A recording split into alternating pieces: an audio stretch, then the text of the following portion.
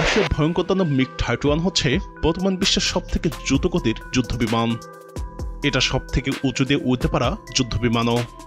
Ukraine যুদ্ধে এটা ইউক্রেনের আকাশে প্রবেশ না করে রাশিয়ার আকাশে থেকেই ইউক্রেনে হামলা করেছে।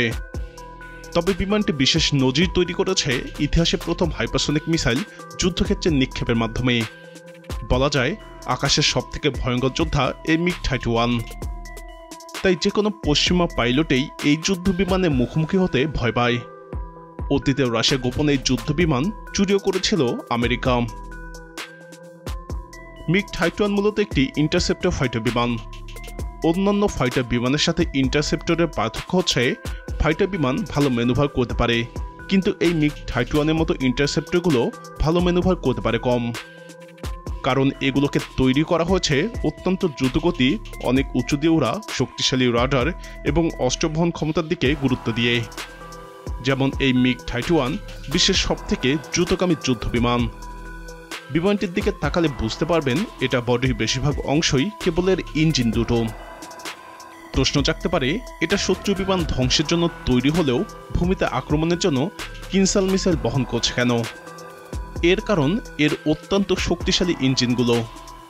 কিনসাল অনেক ভারী মিসাইল, যেগুলো সুখোই ফাইটার বিমানগুলোর পক্ষে বহন করা সম্ভব নয়।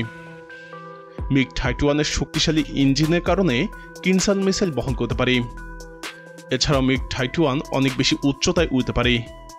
বেশি উচ্চতায় মিসাইল ছাড়লে দূর থেকেই আক্রমণ করা যায়। যাই হোক, শত্রু বিমানের বিরুদ্ধে এটা কতটা কার্যকরী সেটা দেখে নেই।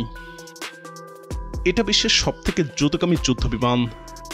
যুদ্ধবিমানটি গতি মাক 3, অর্থাৎ শব্দের থেকে 3 গুণ বেশি গতিতে ছুটতে পারে, যেখানে সাধারণ ফাইটার বিমানগুলো শব্দের থেকে দ্বিগুণ গতিতে ছুটে চলে। তাই যে কোনো যুদ্ধবিমানকে সহজেই ধাও করতে পারে এটি।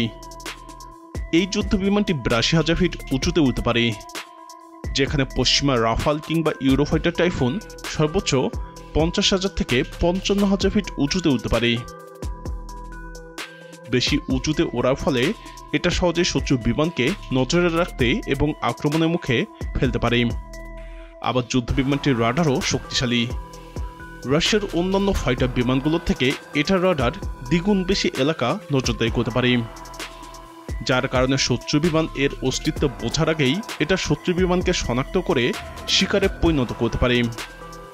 শক্তিশালী ইঞ্জিন থাকার কারণে এটা অস্ত্র বহনও করতে পারে বেশি। মোট ৮টি বিমান ধ্বংসের মতো মিসাইল বহন করতে পারে এটি। সিরিয়া ২০০৭ সালে মিগ-31 কেনার জন্য চুক্তি করেছিল। পরে আমেরিকা এবং ইসরায়েল অনেক দৌড়ঝাঁপ করে রাশিয়াকে বাধ্য করে বিমানগুলো সিরিয়াকে না দিতে।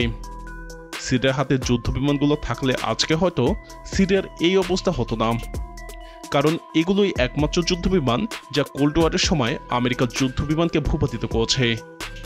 আমেরিকা ইরাক আক্রমণ করতে গিয়ে ইরাকি মিগ-25 যুদ্ধবিমানের কাছে বেশ কয়েকটি যুদ্ধবিমান হারিয়েছে। অথচ আমেরিকা বিমান বাহিনী, গোয়েন্দা তথ্য এবং শক্তিশালী নেটওয়ার্ক নিয়ে আক্রমণ করেছিল। ন্যাটো যদি ভবিষ্যতে রাশিয়ার সাথে যুদ্ধ করতে চায়, তাহলে এই বিমানের মুখোমুখি অবশ্যই তাদের হতে হবে।